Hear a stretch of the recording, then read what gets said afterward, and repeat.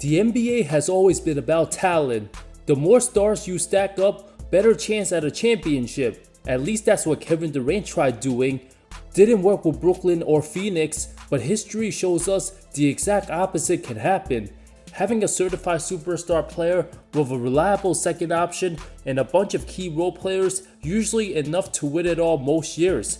Given the brutal consequences of the second apron, it's impossible to sign more than 2 supermax players in today's NBA and still expect good role players. This video, we're looking back at the super teams that looked unstoppable on paper but completely collapsed when it mattered most. Starting with the 1969 Los Angeles Lakers, the unofficial first NBA super team featured 3 top 5 players of the decade joined forces. Unstoppable duo of Jerry West and Elgin Baylor already reached the NBA Finals 5 times together, all suffering defeats to Bill Russell's Celtics. Elgin slowing down due to bad knees, 0-6 in championship series, sadly retired ringless, joined the summer of '68. After another loss to Boston, no matter how well West and Baylor performed, it was never enough. Sixers Wilt Chamberlain had enough of ownership, led to contract disputes, demanded a trade, had his problems with head coach Butch Van Bertikoff all season. An SI article written by Frank DeFord took place January of '69, labeled Wilt's lack of scoring, reluctant to shoot, stalling the offense, coach labeled as disorganized and possibly on the hot seat. One of the two expected to go after the season, too much internal drama. The chemistry's issues with Wilt's presence clogged the paint on Elgin's drives, proved fatal during Game 7 of the Finals. LA looked to make a massive comeback, not to be denied. Owner Jack Kent Cooke went ahead, ordered balloons beforehand, expecting to pop from the Raptors after a Lakers victory. Once Bill Russell got word, LA stood no chance. Chamberlain dealt with severe pain on his knee with just over 5 minutes left in the game, had to check out, replace, only for coach to keep him on the bench, resulting in a Boston 108-106 win. This finals loss led to a broken friendship between Russell and Chamberlain after the 11-time champ criticized Wilt for removing himself. Van Bertikoff fired immediately, replaced by Joe McNulty, then later Bill Sharman, who finally took LA over the hump in '72. After Elgin retired a few months before the title, a young Jim McMillan, Happy Harrison, and Gil Goodrich played a bigger role. Absolutely no excuses for those Lakers. Didn't get it done. Arguably the most powerful Big Three ever assembled. Didn't win it all together. Otherwise, Elgin Baylor would be in top 10 player conversation. 1983 Boston Celtics swept by the inferior Milwaukee Bucks second round matchup, an embarrassment of a result quoted by the great Larry Bird, acknowledging his team didn't play to their potential. "We embarrassed ourselves and I'll live with that for the rest of my life." First time the franchise swept since 1951. This was Boston's worst record in Bird's first 9 seasons. Still managed to win 56 games. Also the only time he didn't reach at least the conference finals his first 9 years. Having 4 top 75 players. Outside of Larry Legend, it's Parrish, McHale, and Tiny Archibald. The talented squad supposed to compete with the Sixers. 3 of the 4 losses weren't even close. Their backcourt with Archibald had Danny Ainge, Quinn Buckner, Gerald Henderson, and ML Carr, all of whom could have been third and fourth options on respectable teams. Bench players lacked body language, believing they should play more. Traded for Scott Wedman, a 2-time All-Star and 16-point scorer each of the last 2 seasons, trying to load up with teams like the Sixers and Lakers. Celtics lacked cohesiveness. Players burned bridges. From Bill Fish, rough coaching methods. When things went wrong, he's suddenly on the hot seat. Replaced after the season by Casey Jones. Everybody pointed fingers at one another, but Bird took responsibility by blaming himself. Larry and the franchise fully learned that it took more than just talent to build a winning dynasty. GM Red Auerbach traded for Dennis Johnson during the offseason. The rest was history.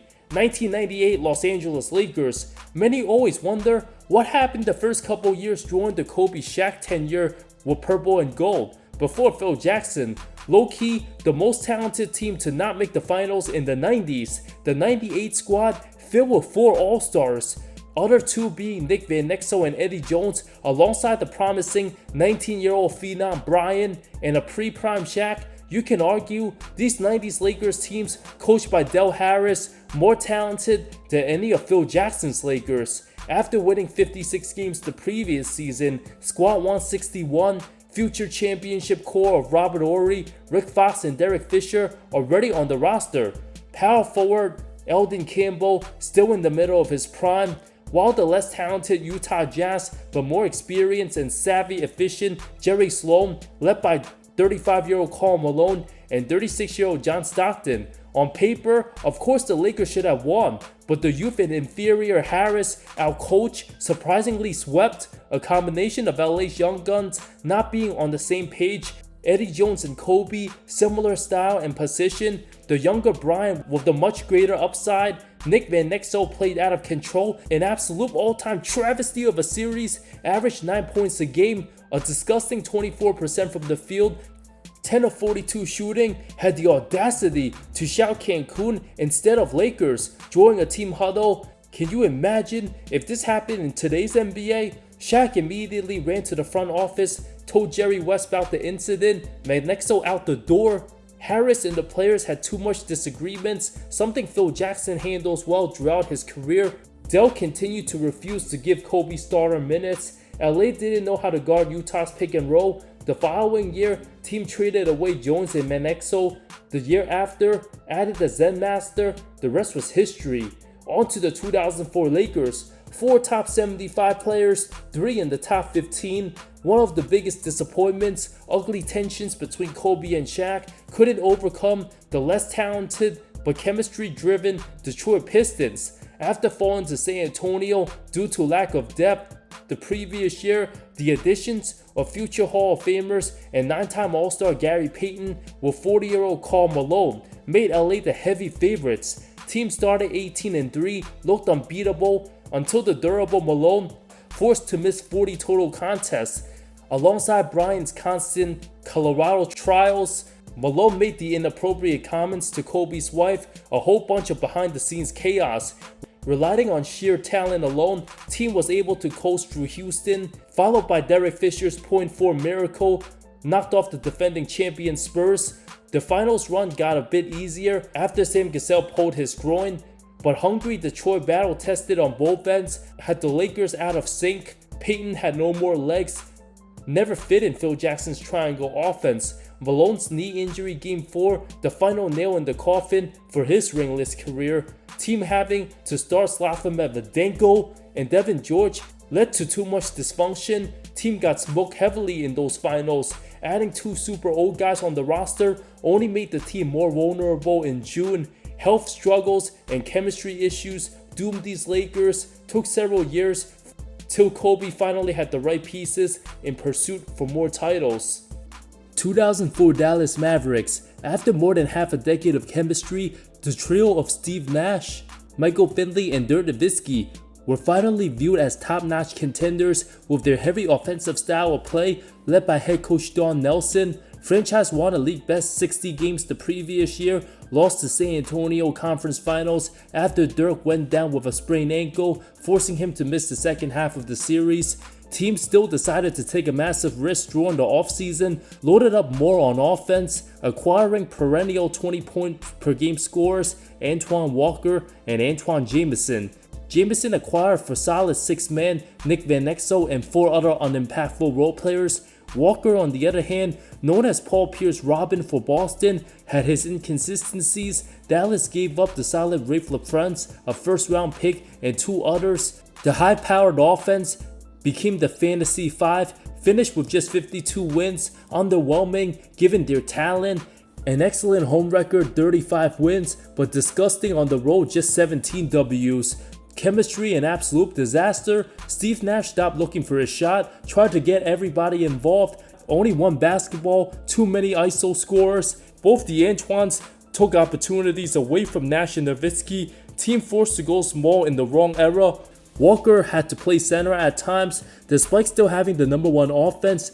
Team's defense dropped from 9th to 26th due to not having any viable center. Jamison came off the bench, won 6th Man of the Year, but added no defense. Team lacked toughness and physicality. First round matchup against high-powered Sacramento put to the test the squad they beat the previous postseason, but this time lost in 5 games. The physical Mike Bibby destroyed the weaker Nash. Everybody outside of Nowitzki, an absolute travesty. Both Antoine's gone after the season. Team stupidly allowed Nash to walk in free agency. Front office got sick of Nelly's unique offensive style of play. Hired the more traditional Avery Johnson. Franchise built a more defensive identity, allowing superstar Dirk to shine. Took 7 long years for Nowitzki getting the proper pieces, winning that illustrious title. Mark Cuban's obsession with signing more talent instead of focusing on areas where his team needs to improve ultimately led to the biggest reason for the team's disappointing 0-4 collapse.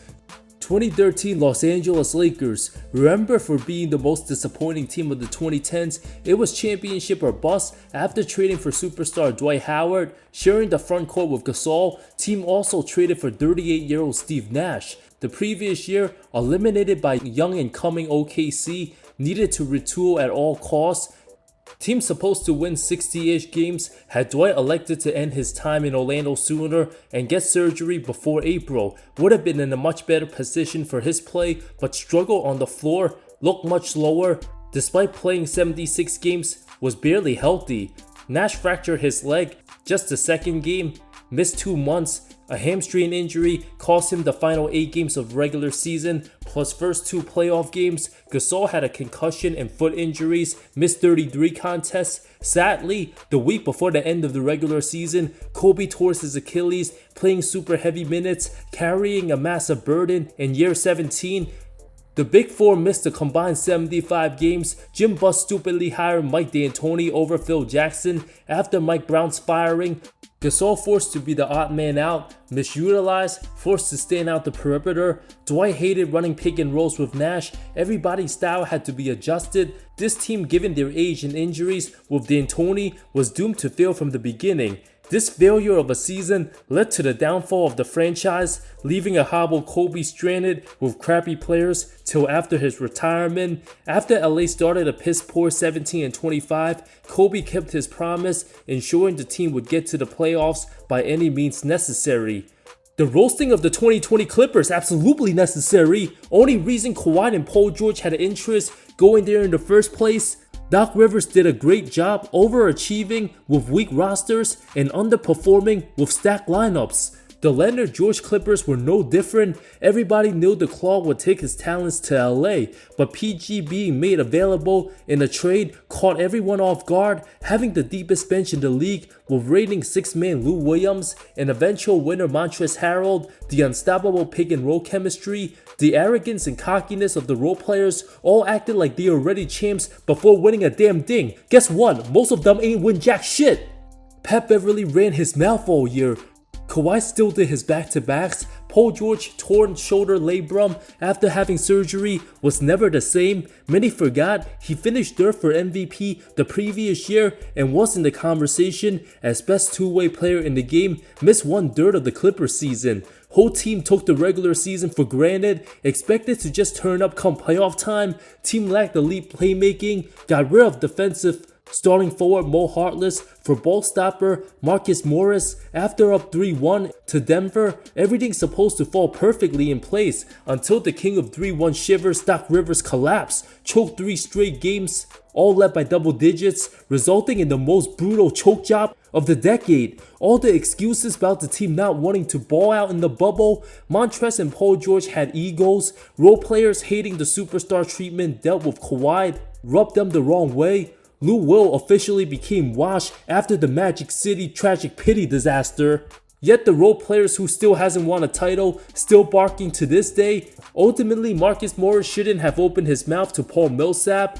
If not for that, Clippers might have only lost to the Lakers in conference finals. Tensions became so bad, Montrezl backstabbed his teammates in the back, signing with the rival Lakers the following offseason. Kawhi and PG never won another playoff series together after 2021. 2022, Los Angeles Lakers. If you want the short answer, it's Russell Westbrook. to be one of the heavy favorites, not even making the playoffs or the play-in, an absolute embarrassment of a travesty. Pelinka brought into Bron's vision, adding another playmaker capable of running the offense to take pressure off him, instead of surrounding Bron and AD with 3-and-D role players who won them the 2020 title. Guys like Caruso, Danny Green, and KCP, the front office got addicted to signing washed up big name past their prime former stars. The result, a retirement home roster to Kim Bazemore, Trevor Ariza, Carmelo Anthony, Dwight Howard, Darren Collison, Wayne Ellington, followed by the hilarious DeAndre Jordan meme, the entire 2022 Lakers season, an all-time meme squad, all while still trying to convince fans why they let AC walk away for talentless Horton Tucker. Frank Vogel fired right after the season, finding out from a Woj tweet. AD missed 42 games. At the height of his Mr. Glass nicknames, had to carry all the burden on defense, held to the top 3 player expectations after the bubble run. Bron simply just stat-padded second half of the season, talked about keeping all that energy about their age. The energy kept up. When James played a part of reckless decision making and gets angry, things just get worse. Malik Monk became too expensive. Pelinka finally saw better results after the emergence of Austin Reeves, plus the moves during the 2023 deadline. The lesson learned about the modern NBA: when you're old and have spacing issues, even a rebuilding scrub team in deep lotteries can blow you out the gym. Honorable mentions: 2021 and 22 Brooklyn Nets, loaded big three, had more than enough talents to win multiple titles. The problem was the three never getting much playing time together, whether it's injuries, politics, or other unlucky circumstance. Being in the wrong city, wrong front office, and the wrong team ruined several opportunities of greatness. Too many egos. Same goes with 2019 Warriors. Only thing stopping them from a three-peat was injury. First it was Draymond and KD beefing in a random regular season December matchup. To the point of no return, the Ram was going to be out one way or another. 2018 Thunder, Russ, PG, and Carmelo on paper looked unstoppable, but Anthony's decline and lack of D, giving Russ erratic playoffs, led to OKC's demise. The 97 Rockets did make the conference finals with Hakeem Barkley and Drexler, but chucked a terrible fit against heavy pick and roll Utah, much better suited against a team like Seattle. The 2000 Blazers didn't have a true closer, came back to bite them. Game 7, 2000 Conference Finals.